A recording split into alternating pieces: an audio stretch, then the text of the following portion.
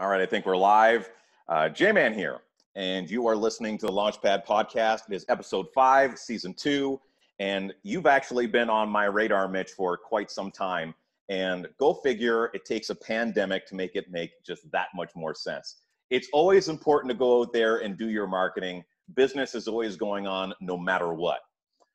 And this gentleman knows more about that than anyone else that I really know. So I'm really excited to have you on. He's an entrepreneur extraordinaire. He's CEO of INYERFACE, and he's also a voice actor, which is something that he's taken on more recently because he's just one of those people that has to have his hands into everything. He also has his own podcast, which we'll talk about a little bit later on the show. But I do want to welcome Mitch Proulx to the program. Thank you very much for making some time. Thanks for having me, Jay. Yeah, absolutely. So we're going to dive right into the questions. And you know what? I know that we have very similar philosophies into why we do our podcast, to find out a little bit more about the person opposed to just the business that person is in. And I'm always really curious, and I'll share my story after yours, but when did you realize that you were going to be an entrepreneur? When did you start showing off those skills, like you had the chops for it? Yeah, that's an interesting story that I don't get to tell very often. So I'm glad that you asked that. Essentially, I was going to go to Houston and I was going to be a cold fusion programmer. What? Yeah, so cold fusion is a programming, a software language. Okay, I'm not even sure if it's used nowadays, but okay. Because we use different technology. But I was playing in bands. I was traveling around Quebec, all of the province of Quebec, mostly the northern part too. And I just did that for a year with a band, with a school teacher who's a drummer and another guy within town. And we traveled around. Man, it is a hard lifestyle, right? To be on the road all the time. And then it just doesn't stop at the concert. You know, you have to stay up all night and entertain. Right. And when I moved to Ottawa in 99, I studied a program, and it was programming, so computer sciences, but it was an accelerated program. And as part of it, we had recruiters in this small little school that would find us work, and they had lined up Houston and things like that. Then the bubble popped, the internet bubble just went. So I had this really great degree here, and I was applying for jobs, and everyone required 2 to 3 years of previous experience. And I mean, I'm like fresh out of school. I didn't have any experience, and that's what prompted me to jump into business. I'm like, well, you know what? If I can't find a job, I've got to do something. That is the adult life. Now, as a kid, I was always doing little things to make money. I grew up in a family that was like, oh, you want an electric guitar and an amp and you want all that stuff, you know? So what did you do we don't have the money. Well, it was more like, we don't have the money, now go work for it. But I took it as like, well, I'm going to go make money. Yeah. And so in the winter. What was that first little bit? What was that first little job that you took on as yourself as a solopreneur to generate that money? I think everybody's first job is to open up a little lemonade stand. Okay. But my lemonade stand, my friend, it was something else, because we basically built a lemonade stand, and it was, we decided that a clear plastic wrap was good for walls, not thinking that we were actually turning our little hut into a greenhouse. So I thought it was ingenious to actually build a basement into the ground because it was cool, so we could put our stuff down there. So we built a basement, and it was just a whole mess. And you know what? My best customers were my uncles, my dad, my mom. I got to give it to them. Yeah. They were great customers. But that's next level. That's more like engineering right there, or an architect to be building a basement into a lemonade stand. What my family thought I was going to be an architect, because when I was a kid too, and I was around 10 years old, my friend Wayne and I, who lived just down the road, I didn't grow up in a town or a city. I grew up in Northern Ontario on a lake. So it's even outside of the little town. And so we couldn't go to town. We don't have a car, can't drive. And we had built this camp. It was at the same time my dad was building his garage. And so we learned how to build walls and then put them up. And our camp was it was crazy. It was crazy. I wish I had photos to show you. But you don't. But I don't. I don't, but I went to school because I thought, you know, the money's in programming, or I'm really going to enjoy it. I was good with computers. Well, right. Didn't know what the internet was. Yeah. And I built my first website. I actually went to Staples and I asked them to put it on the internet. That's That's crazy. it's how little I knew. But Yeah, I use that to my advantage, because if I don't know, that means other people don't know. And that's right. so for me to put myself in their shoes and Hmm. remember those anchors, and I can then really educate and really get out there and give them what they really need. Yeah, I remember being asked the same question by somebody else, which is why I asked you that question. And I never really thought that I had entrepreneurial chops. And I guess the reason that would be is because I spent 17 years working in radio, where, you know, I kind of clocked in with a 9 to 5. It was a little bit different. It is a, you know, small pond, big fish kind of thing going Yeah. with the entertainment industry as well. And there's a lot of perks, right?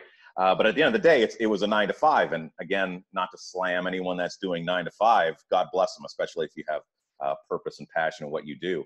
And I Especially if thought you're that out right was now. going to be something that I was going to be doing the rest of my life. And then I came across network marketing, led to some small business, then led to doing some brick and mortar. Now I'm doing showcases. And it all started actually with hockey cards. I really had to trace it back. I didn't think that I ever kind of showed that knack before. But what it was is that I had these hockey cards and I knew that they were of value. And there was the Beckett guides back in the day. And you could see how much your hockey cards were worth. And at the time they were booming when I was 14 years old. And I would trade cards. And there's taking advantage of people and maybe being a little bit too opportunistic. It was hockey cards. I didn't give a shit.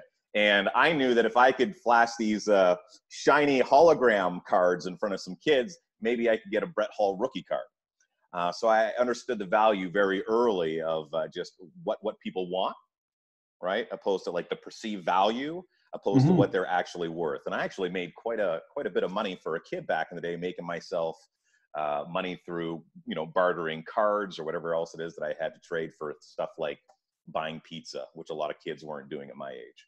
Right. Being able to have that independent freedom. Well, I'll tell you what, I mean, like we go back before lemonade stands, I was trading marbles. Remember in the schoolyard, we used to play marbles and we used to trade them? Right. I Yeah. had the best collection of marbles, man. And this is why today I teach people how to be authoritative in their industry, and I teach it through influence and persuasion. Because somehow as a kid, I was able to get the best marbles, right? Right. And I'd be like, I don't know if you've seen Jordan Belfort sell a felt pen. The wolf. No. And anyway, so basically I'm like here with my brown marble, right? There's nothing special about it. Oh, the movie. Yeah, this pen. Exactly. What is it? Yeah, Okay. but for me to like basically influence the trade-off for a better marble worked every time. I didn't discover that until I was older, but okay. Now there's a lot of people that are listening to this podcast right now that are sharing our same circle, small business, big business, entrepreneurs, solopreneurs, network marketers, direct sales, just touching on that principle alone. What are a couple of tricks and tips that you could pass forward to the audience that would help them grow their business? Well, I mean, Netflix is awesome and all that right now because we're all at home. Spending time with their families is great. I recommend you spend time with your family, number one. But tips on what you could do. Essentially, you have to adapt to things. And this is something that we have not seen in our lifetime. Whatever it was back in the Spanish flu, this is far worse, just because we've become so used to flying to other countries and doing all sorts of things that weren't available back then. The one thing that I could say though is this: I don't know how many people know what their life purpose is, but I've actually worked on this myself personally because I want to find out why is it that I have a marketing company? Why is it that I love authority, influence, persuasion, all that stuff, framing and sleight of mouth? Why is it that I'm an actor? Why am I a voice actor? Why do I play music and I love it? Like everything I have such an interest in, there's one thing that it all relates to. And to me, it's entertainment. And it's basically, well, not entertainment. it's putting a smile on someone's face, because this also stems further down. We go to a restaurant, and I'll always joke around with the wait staff, and I'll always joke around with people at Loblaws or Superstore or whatever, just because you never know, right? If their day's going great and they smile, awesome, I've done my job. If their day's not going great and I see just a small little, like, lip goes up a bit, I know I've done my job. And that means a lot to me. Just basically human satisfaction, whether it's entertainment, whether it's results that I create in their business, whether it's a life-changing something I've said that they've implemented. Those are the things that drive me. So I would suggest that you look at the things that you like doing. Try to pinpoint that one thing that works for you. And if you're in a business that is shut down right now, restaurants, and you have other interests, there's nothing wrong with starting on something new, right? Basically, like you could start something new, but obviously everybody wants to work on their business. So I would take a 360 approach to the business. Now, not everybody could do that, and it's very hard for me to get this out right now in a podcast because there's so much to it. I would just recommend that people try to look at it differently and call people. Like, call me, ask me for advice. I'm so no pressure that I'm like, people say, I'm not interested. I say, okay, it's not a big deal. If I could help you though, that will fulfill me. That's my passion. Okay. So you're saying consult? Well, consult with people. Yeah, definitely talk to people. Talk to people who've been there. Talk to people who are doing really, really well. You may think that being in the internet business, like I am, oh, well, it's foolproof. It's not. It's definitely not foolproof. If your only source of clients is a restaurant and they're all shut down, you're going to lose your business. Right. So, go ahead. Like, I mean, it speaks on a good point. And, part of what I do, and the sponsor of my show, by the way, so I'm going to give him some love right now, Sean from Gallant Media. He does websites, print, promo, all that kind of stuff. He made me a sweet shirt. Very Bam. nice. Straight out of toilet paper. And this mug. Look how shameless this is. Oh, I need a drink. Nice. Oh, yeah, nice. It's on the bottom, right? He came up with that one. Show me that little baby Jesus. Yeah, like this. And I hope to have some of these moments as well on this podcast, blowing people's mind with great guests such as yourself. And there's the website industry, which is very tied in with what it is that you do. And there's a lot of people right now that are frozen. They're scared. They don't know what to do. They're holding on to their money, which is the norm, right? The people that have a greater understanding of money, or have a little bit more money, or save money for days like this, because they know that there's also great opportunity when there's a lot of despair, right? And I say that there's no better time than right now to go out there and refresh your website, or implement those new ideas. To, like you said, explore things, make that pivot and attack it from a different angle. And that's what you're all about. Like, that's what you do. It's not about just making things work when things are great. It's how do you make things work when they're not so great, right? And sure, so what have you done personally? And right now they're not so great, and Right. people were not prepared. But it baffles me because we went through a recession in 2008. And I mean, these things happen, right? We have Yellowstone that's boiling over. It's not a question of if, it's a question of when, right? That could go tomorrow. Then what? I mean, that'll not save your business. It won't even save the people. But, for example, things happen. Right. Now, the people who save for a rainy day, I fear for the most. Okay. And why is that? Because when you save for a rainy day, that's exactly what you're doing. You're waiting for that rainy day. Now, it's rained and you have money, and you're able to not do anything. Right. So you need that call to action. Say, hey, I'm fine. I'm good. I've saved for my rainy day. Yeah. and to do nothing. But the reality is that business is not going to be the same anymore. Right. And people sitting at home thinking that one day Trudeau is going to announce a lift on the ban and everybody storms out of their house and starts golfing and goes to work, and restaurants are storming with people, movie theaters are bustling.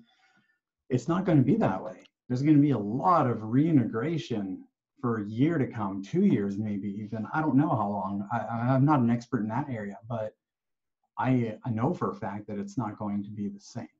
Mm-hmm. You're going to see a lot more of this stuff going on, a lot of teleconferencing, or most people, like we have a restaurant in Manotick, and if you guys know it, it's Black Dog Bistro. They called me in and said, we got to do something. They're quite successful as a restaurant. They could have sat and done nothing, just basically enjoy the rainy day. Right. But they decided to take this opportunity to build something else into their business. They didn't know what, so that's why they called me. Right. They have a wall of products, all these homemade, home prep products on the wall that people cannot get anymore because they can't step a foot in the place. Mm-hmm. And they've also created a takeout menu. Right. And so the takeout menu is drop it off at the door, pay by credit card, whatnot. But they have an entire e-commerce system now set up for their website. And people will pay for quality. I'm very familiar with Black Dog, and I've gone there on a number of occasions. Right now, I'm in Hull. Yes, I see Ottawa right there, but hello. I'm in another province. Hello. I'm in another province, and I called for takeout in Manotick because quality. I will drive there for that. Yeah, that's great. And I agree. It's about just doing things differently. Addressing that there's a problem, don't freeze. The people that freeze are going to be the people that lose, and that's guaranteed. Like you will likely sink. You have to be doing something, even at this point. If you can just do the doggy paddle, just keep your head above water, right? But sitting there and doing nothing is just you slowly sinking. And I guess just to follow up on that, basically don't sit on it, but call me. And I'm not saying that as I want you to call me so I can pitch you. Right. I'm telling everybody that's watching right now, if you're thinking right now that there's no way out of this, or you're not creative enough, I guess, to maybe look at it from another perspective, call me. Because the thing is, I don't work with everybody. There's some people, you can sense it. The questions I ask will determine whether this person's got that drive, that motivation, and is going to achieve the things that I put into place, because everything I put into place is a winner. Right. Yeah, I get it 100%. Pre-qualifying people. That's great. And, for myself even, it's amazing how it can spur the right person into action. This is not to give myself a big pat on the back or anything of that nature. But it took me a while to finally get my podcast up and running, period. That was just doing it, having people over at the house and recording it, not doing video. I was very uncomfortable with the fact of doing video. I'm a radio guy, and when you're on the radio, you don't have to worry about what your face looks like or any of that shit. So it's a huge departure. Everyone likes to battle me on that, but it was a huge departure to make it come to video. But what pushed me into video was the fact that, I can't do the podcasts that I did before. I can't have people in my homes, right? So instead of just saying, I can't do this anymore, it pushed me forward out of my comfort zone. And I'm trying to make something happen out of this. This is a pivot for me, because at the end of the day, I would like to have a much more refined product. I consider this still to be a very crude product of what this is going to be. But at least I'm taking those small steps every day. Every podcast that I do, I try to make it just a little bit better. And through consistency is where people see great change. People think that they have to make great change first, not realizing that it takes those steps, along the path to really get to that destination. Which is why I believe so many people, when it comes to YouTube, and you and I both have a very firm understanding of this in regards to doing our podcasts and sharing with people. And sometimes I do a podcast, it gets 10 views. And sometimes people just want to stop. They're like, well, That's not the, even 5,000 views that somebody else got, opposed to the hundreds of thousands of views and millions of views. But everybody started somewhere. And so I mean, to take those thing. consistent steps. I got caught up in that too. We're talking about a long time ago. Yeah. I got caught up in the looking at, well, that person's got like 1.2 million subscribers on YouTube, and I'm launching a video and I'm getting 0. Like I'm like on podcast number 11. Sure. And, I've got my partner who's a subscriber and like people that I know, right? But consistency certainly is key, and consistency will give you that celebrity-like visibility. Mm-hmm. You're always there. They're like, yeah. Hey, there's that guy again. Oh, there he is again. Yeah. There he is again. And I did listen to some of the stuff, and it's good. And eventually it becomes something that they subscribe to. And now, yes. I subscribe to channels I love on YouTube, because from my smart TV, I just go to my subscriptions, I hit play, and I watch my interviews. Love it. I just love this stuff. Yeah, I absolutely do too. And you know what? Number one, I know that you're a value-driven person, and that's number one for someone that wants to do a podcast and see it through to that person's desired level of success, which is not judged by you or myself, right? Mm-hmm. But knowing that at the end of the day, as long as I'm offering value to the marketplace, and if there's one person that watches this thing, that pulls out a nugget from something that you say or something that I allude to, even if I never know it, that's great.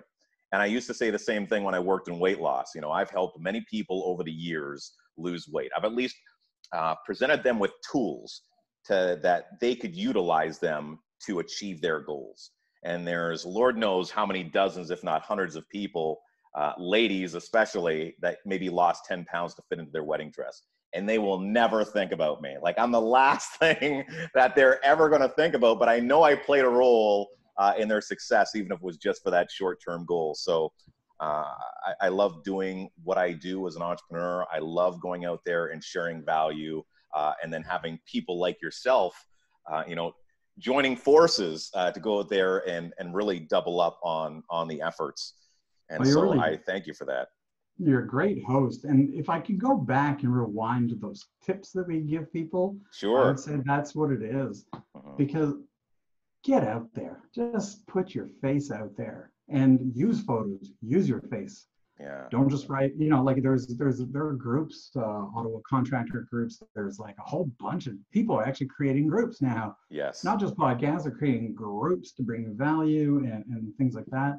Get on those things, participate in the conversation, be seen. Because the thing is, when you post something 1 month and you wait another month and all that, people have had the time to forget about you. Right. And it only takes, it doesn't take all that much time, but every day you're either going to get like, damn, that guy's annoying, or that guy provides value. Yeah. And there's 2 ways to avoid the first one. The annoying one is to create a demand rather than selling your services and products. Right. Create the demand. And that is how? Right. Through relationship. Build, develop, talk, participate, do that stuff. Guys, it costs you $0. $0 to just say, hey. And J-Man and I have been chatting back and forth. We got a bunch of people and groups and stuff, and we're having a ball doing it. Yeah. Because, well, first of all, what you see right here, this is me. I could get a little bit wackier in person, but be yourself also, be authentic, get on there, contribute. I just contribute. Sometimes I'm wrong on what I contribute, and that's okay because I've learned from what I wrote. Uh-huh. Sometimes you're the only person who can offer the most value, and you get all these private messages back going, wow, I really like that post and things like that. And once you start seeing that stuff, you know that you're on your way to building authority within your industry. That's right. And you have to do these things, right? And you're only going to be able to figure out the metrics, which people should be keeping track of, by going out there and failing. And if you're only posting once a month or once a week, it's going to be very difficult to go out there and get those metrics. And remember that it's not always just about the likes and the loves and the comments that necessarily dictate whether or not a post is great or not. Of course, it helps when things go viral and if there's more interactions, it definitely comes to the surface. But really having a firm understanding of exactly what it is that you intend that post to do and who you're looking to speak to, correct? Yes, and if I could share something with exactly what you said as a follow-up, is it's amazing how many people are just watching. They're not contributing, they're watching. And it may just be because, you know what, they're looking for someone who's going to provide something they need. And I know this because I get private messages all the time. Got one this morning, and that was from a story that I posted, and it was a result from a client that we've been working with. Social proof. Just ecstatic with the results. Well, show proof is one thing for sure. But people are just watching. I guess I just want to get to that. Sometimes you're posting on groups and you're like, you know, it's the same people. So don't go by the likes and comments. So a lot of these people don't like and comment. Mm-hmm. They will just direct message you. And two things I get the most is, you seem to have a lot of clout in this group. And I'm going, right. Sometimes I go like, really? Like, I don't know. I contribute. Sometimes I've been watching you and I really like what you say. Right. Let's schedule a call, right? I didn't have to do any selling there. I created demand. Right, through value. Through value. Now there's a whole whack of tricks that I can show you. They're not tricks. They're actually things that are essential in part of to build a human relationship. Mm-hmm. But it's, you know, how to, value, I guess. Let's just say value, because at the end of the day, that's what it is. Yeah, absolutely. Now I think we're coming up on about 40 minutes, and we've had a lot of great chats. And I think there's a lot of great takeaways and nuggets that people can run away with in regards to this podcast. I'm really happy that we touched on some of the key points that I actually had written down here that I hope we'd touch on that came around organically, which is great. Oh, I hope so. What did I have on the list? There was, the voice acting. Yeah. Yeah, you know, that's what I wanted to get into next. I wanted to get into the voice acting, and then, you know, another one of your passions, which is just podcasts. Not only do you appear on podcasts, but you also have one of your own. So what got you into the voice acting? Like, was this something that you've been wanting to do for a very long time and then eventually just kind of stepped into it? Or was it something that was presented to you and you decided just to take the reins and make it happen? I just have a good story for everything, I guess. I was walking in Montreal, and the thing is, growing up, everything stems from me growing up being a very creative person, playing music. I was an artist my whole life. I remember painting murals in my parents' basement as a kid that blew people away. Wish I had photos of them. I was actually blown away. But anyway, all to say that I grew up in a family, essentially, and I love you, Mom and Dad, if you're watching this, but I grew up in a family that was sort of like, you know, you go to school, and you go to university, and then you get a job, and then you retire. And basically stuff artistic and acting and all that's just for fun. You just do that. Like, you can't, that's not a job. It's not a business. Why are so many people doing it though, right? So I was walking down Montreal, and I walked by this place, and it says Total Casting. And I was like, oh, cool. It's got a little movie reel. So I just walked in, J-Man. I opened the door. I flung it open, not knowing you have to like actually knock and stuff. Flung it open, and I'm like, how do I become an actor? There you go, sold. And they started talking to me right away just because of the entrance, I guess, that I made. And they're like, have you ever done it or whatever and whatnot? They asked me if I smoked. I'm like, I don't smoke. They said, because you have a really good voice for certain things. You got enough rasp in your voice that can be useful. Right. So I've done video games, characters. Basically, they were video games translated from Japan, or I think they were Chinese video games translated to English. And it's so much fun. I went from being, you know, like this little weasel, so more high-pitched stuff. Well, give me the weasel voice. You got to do it now. I want to hear the weasel voice. Give me a line. I don't know. I'm a weasel. I'm a weasel. It was like you have to, like, especially with the video games, it has to be just bizarre and over. Right. You have to overact them, correct? Like, that's what they want. Unless they want larger than life. And especially these games that stem from Asia. Okay. Yeah, and then gatekeeper was like, "Who that at that gate?" Right, something like that. Right. And it's just cheesy type of voices, but they work when they're put together. Right, exactly, because it's not put in the proper context, right? You just look like a crazy fucking person right now, Mitch. Pretty much. But if the video game was playing, it would be okay. Especially if somebody like just fast forwards, tunes in, and goes like, "What?" Yeah, this guy, call me. Yeah. Not gonna happen. That's really wicked. And I come from a radio background, and I've done voiceovers of a different kind, though, right? And a lot of people don't understand. And I'll throw this out there for anyone that's looking to make a major pivot and try something new and wants to get into voice acting. There's a lot of people that think you have to have a voice like this to do radio, to do commercial ads, to do voiceovers of any kind. And that is not the case. Like maybe back in the 70s, they were looking for the big booming voices. Now it really doesn't play that much of a role unless they're looking for something very specific to where they'll call somebody like me in. But for the most part, they're just looking for regular people that have regular voices that will speak to other regular people that have regular voices, opposed to me blowing somebody out of the water saying I'm going to go for a fucking Big Mac.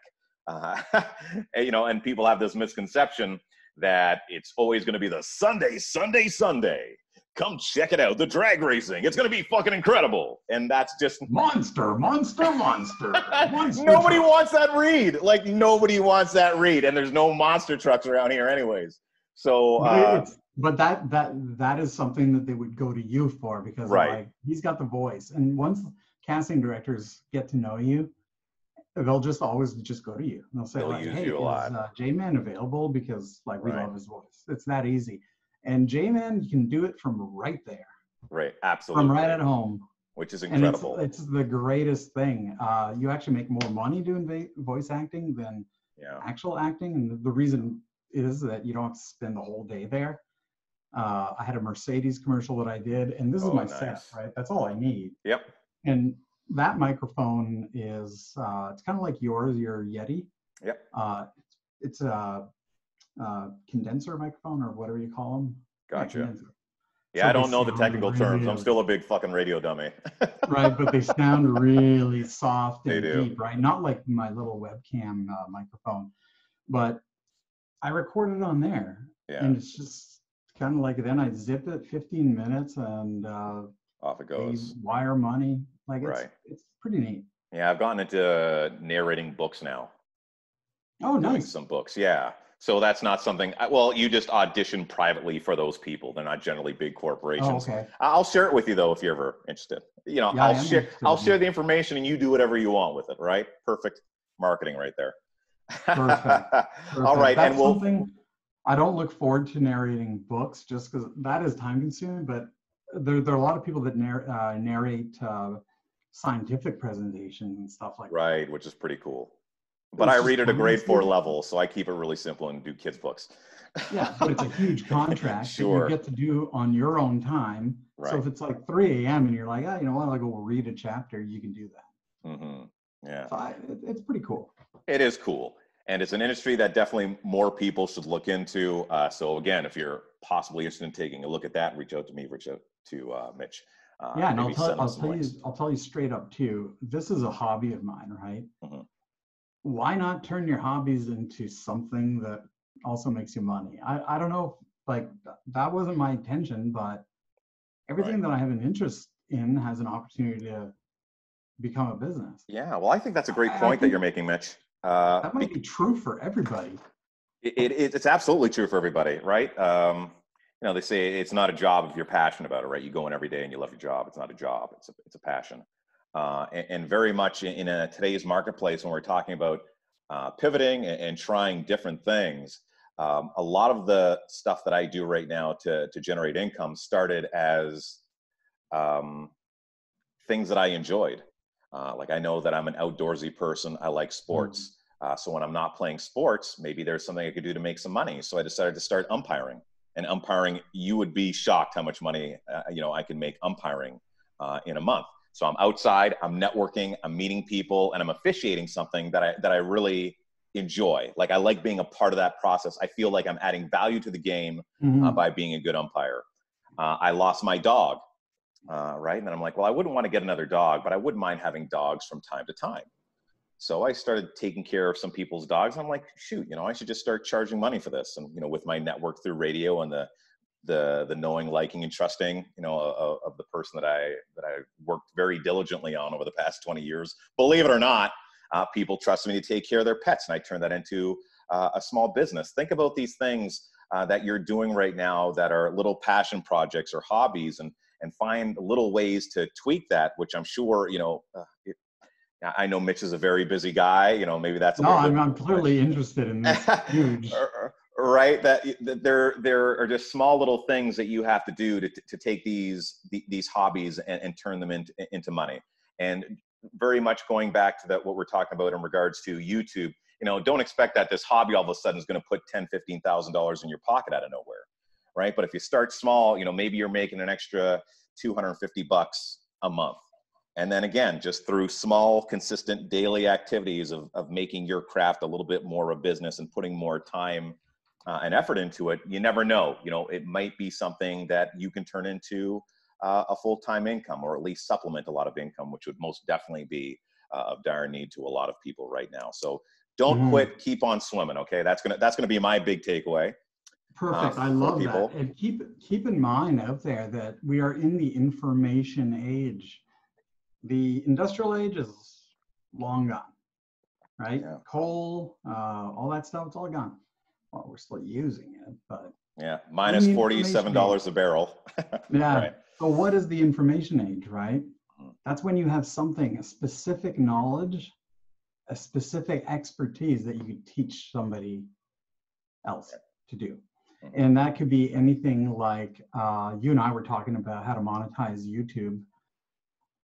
Like, if you have all the details, why not just share that stuff and tell people, if you know how to put on a really good podcast, like my off the cuff is literally just off the cuff. You have a structure. So I'd be interested in finding out, hey, Jay, man, how do you put on a podcast? What are the steps? What are things like that? Nobody's doing that. Like, I'm looking for info right now, actually. Right. So you guys out there, whoever knows how to create a podcast, call me up. Yeah. Because I need that. And continue on with your podcast. The way that you wanted to deliver it was talking with entrepreneurs and getting to know a little bit more about them, right? Opposed to just about their business, or yeah. Well, I mean, okay. I was talking to Leanne Lang yesterday, and she says everybody thinks a podcast is unique, and that is true. So the wording, though, on how I word it is more like to find out who's like, what drives that person, who's behind, like what is that person made of that created the life they have, right? Challenges, victories, things like that. And I don't just interview business people. I've interviewed actors, I've interviewed naturopath. Well, that's a business, I guess, but so it's just really like, why do you do what you do? Right. Jamie, why do you do what you do? Right. And it's, I like getting into that because, and we did get into that. You told me how you were, growing up and in radio, and how you didn't think you're an entrepreneur. Like, stuff like that to me is valuable, and it's entertaining. And so where can people find your podcast? Off the Cuff show on YouTube. All right. There's no website. It's on YouTube, or just basically go into Facebook, Off the Cuff. Okay. And you'll find it there. You'll find it on my profile also. I always post it there. We're hosting one. Don't know when you'll have this up, but we're hosting one tonight. Okay. Yeah. And so I always list it on my profile, and my handles, my social media handles, are all Mitch Proulx, MITCH PROULX. Okay. Just at Mitch Proulx, just about everywhere. Yeah. Twitter, and he's here. He's here to help. Yeah. He's here to help. Mitch. Well, before helping, I'm just here to have a relationship with you. Yeah. Well, I appreciate the relationship that we have. Thank you very much for being part of the Launchpad podcast. Another big shout out to my sponsor, Gallant Media, for the t-shirts, the mugs, and of course, just helping me put all this together. Invaluable also does websites, promo material, the gamut. He runs them all. He does everything. So Mitch, thank you again. I can't thank you enough. And I really hope you nothing but the best during what for some are very uncertain times, but with the steps that you've taken, you know, this is a gentleman that knows what he's doing, and every step seems to be calculated and most definitely making the most of today's situation. And I'm sure that the people that are watching right now appreciate the value that you put forth. So you take care, be well, and love simply because you Excellent. can. Thanks so much, J-Man. No problem. Bye-bye. Bye-bye.